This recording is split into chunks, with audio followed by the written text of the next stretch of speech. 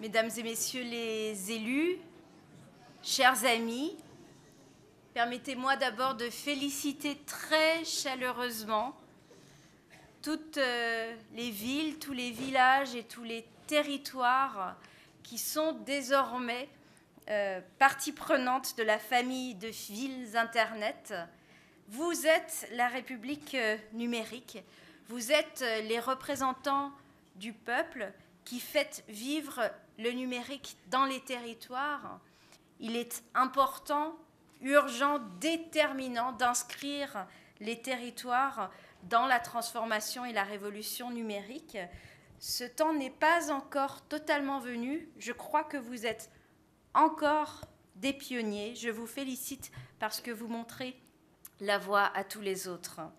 Depuis que j'ai pris mes fonctions, je me suis forgé une conviction forte et structurante de mon action, celle que le numérique peut changer et en bien la vie des gens, le fonctionnement des entreprises, celui des administrations et des services publics, mais que pour ce faire, le changement, il doit être pensé, accompagné, il doit être transformé en objet politique. C'est ce que vous avez compris au niveau local, c'est ce que j'essaie de faire au niveau national. Et c'est le sens du signal que j'ai voulu envoyer en parlant de République numérique, un appel à la remobilisation générale autour de valeurs collectives. Ce sont celles de la liberté, de l'égalité et de la fraternité auxquelles je suis persuadée que le numérique peut donner une place centrale dans la vie de la cité, mais avec un petit effort, avec l'effort d'actualisation de notre logiciel républicain.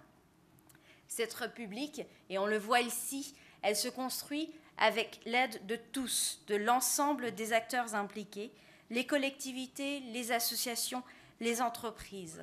Elle se construit en réseau, et c'est normal pour le numérique, et son socle, ce sont les territoires. Est-ce un paradoxe ?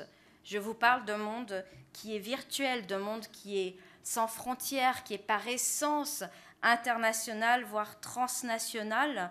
Pourquoi parler des territoires ? Eh bien parce que ce numérique, en réalité, il peut forger du lien social, du lien humain, il peut renforcer l'attractivité, y compris économique, de nos territoires lorsqu'il est bien utilisé. Même l'économie collaborative sert à redonner du lien, de proximité grâce aux outils numériques. Chaque jour, ce sont les territoires qui construisent une administration moderne et ouverte qui implique plus activement les habitants dans la construction de la vie de la cité. Et cette République, elle se fera plus encore demain grâce avec les élus. Votre rôle, il est fondamental. Vous êtes le mieux placé, le plus en capacité de favoriser, de soutenir le développement du pouvoir d'agir de chacune et de chacun de nos concitoyens grâce au numérique. Vous êtes nombreux aujourd'hui, je m'en réjouis, mais imaginons ensemble le renouveau citoyen qui serait possible lorsque tous ensemble, citoyens et élus, s'inscriront grâce à ces outils numériques dans une démarche de construction collective des nouveaux services et des nouveaux usages. Vous avez le pouvoir de construire une citoyenneté qui soit plus active, qui facilite l'accès aux droits, bien sûr, mais qui aussi renforce les libertés, y compris la liberté d'expression dans le respect des valeurs républicaines.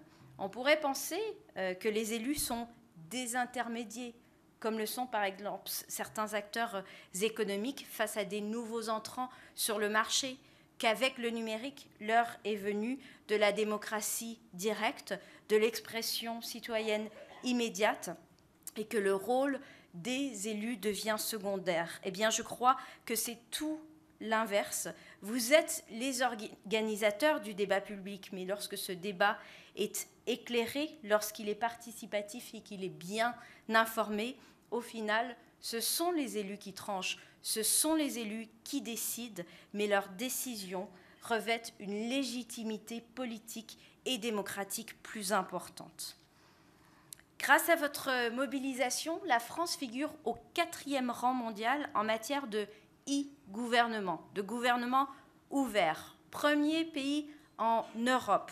et je crois qu'il faut être plus ambitieux encore et monter bientôt sur le podium. Qu'est-ce que cela signifie que la France soit le pays du e-gouvernement, du gouvernement ouvert? Eh bien non pas, et c'est une crainte parfois ressentie dans les territoires, qu'avec le numérique, les services publics sont en recul, que l'administration se désengage et met en avant l'outil pour faire reculer l'humain. Pas du tout. Le numérique, c'est un prétexte à l'innovation publique, à l'innovation dans les services publics. Tous ces arrobas qui ont été distribués aujourd'hui, ils sont autant de reconnaissance des projets portés par les élus. Et c'est là la force de la France, celle d'une administration puissante, oui, et nous le disons au reste du monde, celle de services publics d'autant plus performants qu'ils seront numériques, car ils seront efficaces et qu'ils répondront de manière personnalisée aux besoins de chacun des usagers en France. La mobilisation des élus, elle peut prendre plusieurs formes. Les trois tables rondes qui ont été organisées aujourd'hui ont été riches de toutes les initiatives présentées. Il convient de les saluer, de les valoriser, de les multiplier. Et c'est ce que fait le label Territoires, Villes et Villages Internet.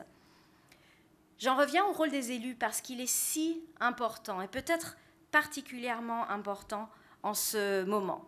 Il y a eu une époque, au début d'Internet, où l'élu en charge des TIC, c'était le geek de service, c'était celui qui comprenait des questions que nul autre ne comprenait au sein du conseil municipal, à qui on donnait la charge de traiter toutes les questions en lien, de près ou de loin, avec la technologie. Donc j'ai eu le sentiment, en découvrant ce monde politique du numérique, d'entrer un peu dans une secte, dans une société secrète, dans le cercle des happy few, un peu des usual suspects. Et puis en même temps, je réalise que de la même manière que mon portefeuille a évolué pour passer de l'économie numérique au numérique, hier c'était l'informatique, aujourd'hui c'est ce numérique qui est transversal et qui se diffuse dans toute la société et dans toute l'économie, eh bien aujourd'hui, les élus ne sont plus uniquement les élus en charge des TIC, ce sont les élus en charge du numérique. Et ils jouent un rôle prépondérant dans les stratégies politiques définies par les collectivités. Et d'ailleurs, une nouvelle génération d'élus émerge qui sont en prise directe avec les préoccupations notamment de la jeunesse française. Et je crois qu'ils sont un merveilleux outil pour nous, pour l'action publique, de se reconnecter avec les jeunes de France. D'où l'enjeu absolument fondamental pour les collectivités de la formation. Formation de la population et formation des élus aux usages du numérique. Il ne faudrait plus qu'on reproche aux élus de terrain d'être exclusivement préoccupés par les enjeux d'infrastructure. Ils sont d'une importance extrême. Ils sont la base structurante de tout investissement dans le numérique. Ils sont le prérequis, la condition de toute action, les réseaux fixes comme la couverture mobile. Mais aujourd'hui, l'heure est aussi, et vous le savez puisque vous êtes ici et vous l'avez compris, à la diffusion des usages et des services numériques, à l'inventivité, à l'innovation publique grâce au numérique. Et pour cela, pour faire le passage à l'échelle de l'ensemble des élus en charge du numérique à l'ensemble des représentants du peuple, eh bien, il faut de la formation. C'est vrai chez les élus comme c'est vrai dans l'ensemble de la population. Et avec ma collègue au gouvernement, Myriam El Khomri, nous souhaiterions pouvoir nous adresser directement à certains jeunes en France qui peuvent se sentir exclus, qui peuvent avoir des parcours plus de désintégration sociale et professionnelle que d'intégration dans la vie de la cité. Et nous croyons, Myriam et moi, que le numérique peut être un outil pour eux de revivre, de se replacer au cœur de la cité. Cette République, elle se fait avec les élus, elle se fera dans le cadre de l'action de l'Agence du numérique, dont la création sera confirmée demain, si tout se passe bien, lors de la publication du décret qui doit créer cette agence rattachée au ministère de l'économie. Mais cette agence, ce n'est pas un bureau de plus à Bercy qui va décréter des politiques publiques par en haut, comme jadis on décrétait une politique industrielle dans un secteur donné et qu'on déployait les moyens matériels et humains par l'administration déconcentrée pour dicter aux collectivités la manière de faire et d'agir. Non, cette agence, elle sera à vos côtés pour vous accompagner dans la définition de vos politiques numériques. C'est une demande forte que j'ai entendue. Il s'agit de faire le lien entre 3 aspects de votre action: le développement des infrastructures, le dur, les tuyaux, les nouveaux services et les usages, ce que faisait la délégation aux usages de l'Internet, et puis la mobilisation des écosystèmes, en particulier des écosystèmes innovants, des start-up qui permettent d'engranger une formidable dynamique au niveau local et d'emporter l'ensemble du tissu économique et industriel. L'ADN de cette agence, ça sera la collaboration, la co-construction entre ces 3 écosystèmes qui ne feront qu'un, et entre l'État, le gouvernement et les collectivités locales. Cette République numérique, elle se fera aussi avec les associations, avec les chercheurs, les citoyens, tous ceux qui, sur le terrain, œuvrent à concevoir ou à mettre en œuvre une vision du numérique qui n'est pas seulement celle des grands acteurs économiques, qui, oui, ils ont pris une place prépondérante dans l'Internet que nous connaissons aujourd'hui, mais lorsque nous le connaissons uniquement en tant que consommateurs passifs, en tant que contribuables très actifs et un peu fâchés de constater que ces géants de l'Internet engrangent des bénéfices qui se somment à hauteur de dizaines de milliards de dollars, mais qui paient insuffisamment d'impôts dans notre pays. Le Conseil scientifique de Ville Internet, avec ses universitaires, avec ses chercheurs, qui sont également membres du jury du label, montre un engagement très réel, une compréhension des enjeux, mais engagement trop peu salué des scientifiques, des observateurs, des évaluateurs qui contribuent à définir les référentiels, les repères stables. Comment, par exemple, évaluer l'impact économique d'une politique publique en matière de numérique qui est définie par un département? Eh bien, partout en France, ces chercheurs accompagnent nos étudiants à comprendre la société qu'ils peuvent choisir, à construire une culture du numérique et à donner le recul nécessaire pour saisir les enjeux de la révolution que nous traversons. Cette révolution, elle est bien réelle, elle est très rapide et il faut pouvoir marcher un peu à distance de ces évolutions qui nous emportent. J'ai annoncé mon intention d'inscrire la diversité des lieux dédiés à l'accompagnement des usages dans un vaste réseau national de la médiation numérique. Pourquoi les lieux? Parce qu'ils restent essentiels à l'heure où l'enjeu est d'emmener tout le monde dans l'appréhension et l'appropriation des usages. Et c'est l'un des principaux résultats de la concertation sur la médiation numérique qui a été menée en 2014, ce besoin de donner de la visibilité à la grande diversité des lieux de médiation qui sont présents dans les territoires. La nécessité aussi d'élaborer de manière concertée les outils pour mieux mettre en réseau ces lieux de vie et de socialisation.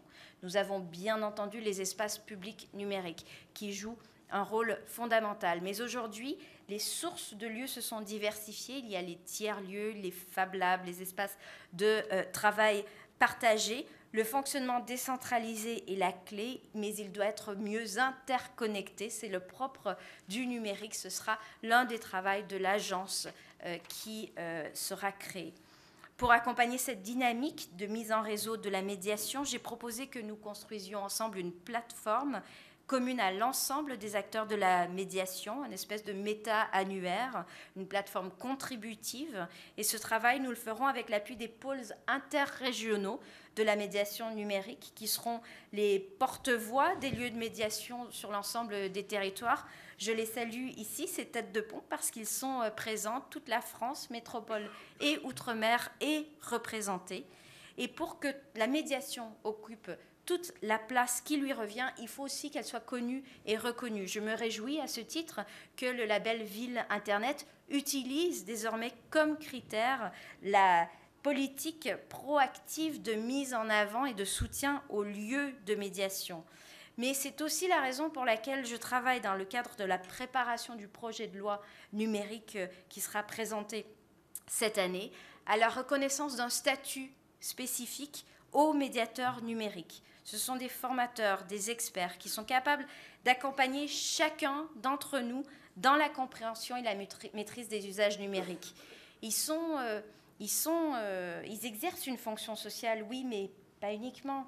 Ils exercent un rôle technique, oui, mais pas uniquement. Ils connaissent l'outil, ils connaissent leurs usagers, mais ils n'entrent pas à ce jour dans les cases. Or, ce sont les hussards noirs, ces médiateurs de la République numérique. Nous avons tous été confrontés à une difficulté dans la maîtrise d'un service, d'un logiciel. Et nous avons tous eu le sentiment un jour d'être totalement défaillants par rapport à une machine récalcitrante.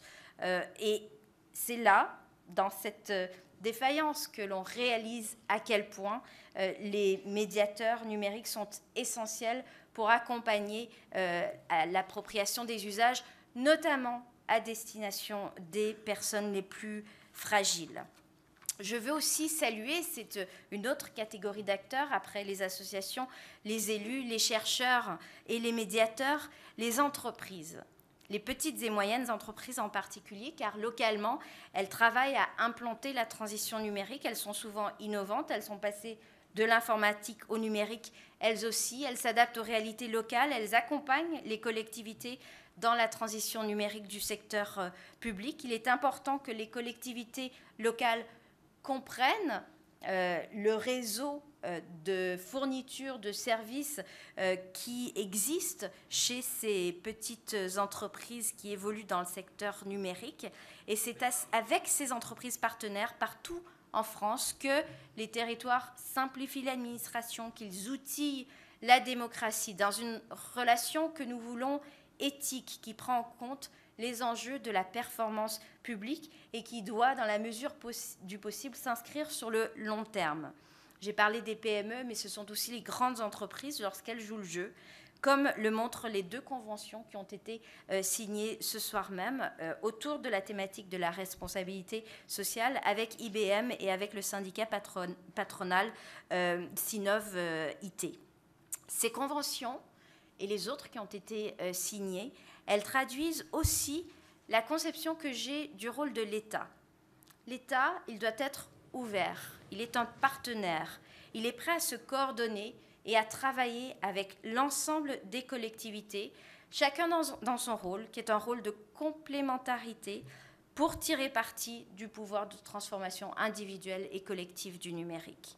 C'est aux collectivités de proposer des services numériques de proximité pour renforcer la dynamique locale et participative, et c'est à l'État d'identifier les meilleures pratiques, d'accompagner dans la diffusion des usages, y compris au niveau national, y compris d'aider les collectivités qui seraient moins pilotes en ce domaine.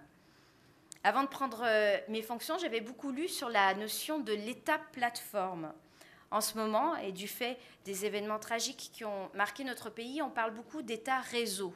On dit que les grands réseaux seraient devenus des États, notamment les réseaux de cybercriminalité, et que les États auraient pour enjeu de devenir des réseaux. Pour ce qui relève de mon action, j'aime penser l'État comme une plateforme. D'ailleurs, nous aimerions matérialiser cette notion avec mon collègue Thierry Mandon, qui est secrétaire d'État à la réforme de l'État, puisque nous avons cet objectif peut-être un peu fou, qu'un jour, il y ait une porte d'entrée unique pour l'ensemble des services gouvernementaux, un portail d'accès unique à l'ensemble des services publics proposés au niveau national. Ça, c'est l'outil. Mais sur la substance, je veux que nous sortions de cette logique d'un État qui impose des politiques déconnectées de la réalité et des besoins des territoires. C'est ça, construire un État plateforme. Cela veut dire construire des territoires, des villes et des villages plateformes. Et c'est armé de cette vision que j'élaborerai le projet de loi à venir. Je ne peux pas conclure sans saluer le travail de l'association Ville Internet pour ce qu'elle apporte sans relâche, avec beaucoup de dévouement et d'engagement, depuis 16 ans désormais, à la diffusion du numérique auprès des collectivités pour construire la République des territoires numériques. Les labels Ville Internet, ils participent à la reconnaissance du dynamisme local. Je me réjouis de constater que pour la première fois cette année, chaque niveau de territoire, c'est-à-dire aussi les territoires et les villages, ont pu concourir à la labellisation. Je suis convaincue que cette évolution, elle va très vite démontrer, si ce n'est pas déjà le cas, que les villages s'installent eux aussi au cœur de la révolution numérique et qu'ils vont eux aussi porter un dynamisme qui n'a rien à envier à celui des villes. Le numérique, il bouleverse la notion d'espace, de territoire, de frontières, espace urbain, espace rural. Il peut abolir les distances, il peut ne pas reconnaître les frontières à une condition, c'est qu'il soit utilisé intelligemment. C'est peut-être le sens, finalement, d'origine de la notion de smart cities. En tout cas, vous êtes des élus smart. Il y a quelques décennies, aux façades de nos immeubles, s'affichait, je ne sais pas si vous vous souvenez, on l'en voit encore d'ailleurs, un panneau qui disait « Gaz à tous les étages ». Alors, je pense qu'ici, nous partageons tous le même souhait que bientôt, dans nos immeubles, dans nos écoles, dans nos mairies, nos services publics, nos entreprises, on puisse voir aussi ce petit panneau numérique à tous les étages. Et en même temps, je me faisais la réflexion, peut-être que, et c'est très très rare, je suis en accord pour une fois avec le patron de Google qui disait que le numérique doit venir invisible. Simplement, et donc ça veut dire plus de petits panneaux parce que le numérique, il est partout et qu'il n'y aura plus besoin de le dire. Là où nous sommes peut-être en désaccord, c'est sur les moyens d'y parvenir, parce que je crois que pour parvenir à un numérique qui soit partout, par tous et pour tous, il faut une volonté politique forte et c'est celle que vous portez et je vous en remercie.